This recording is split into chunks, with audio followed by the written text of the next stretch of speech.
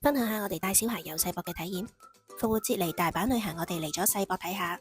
我哋喺最近嘅車站坐中央線去 Expo，平日11點15分鐘就入到場啦。入場最緊要輕鬆裝備，帶充電器同埋電子錢包。入場10分鐘之後記得預約場館。我就係咁樣入到高特館啦。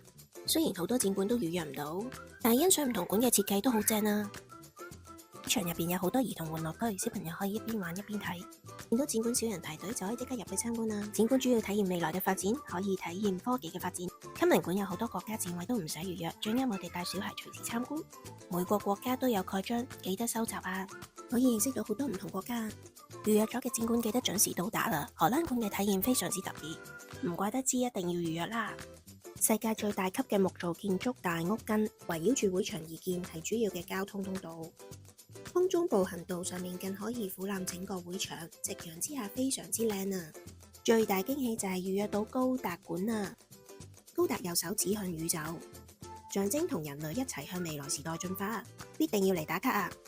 帶小孩睇到幾多館都唔緊要，睇到感受到已經見識咗，最重要同小孩一齊享受呢個時光。有其他小分享可以睇我嘅內文啦。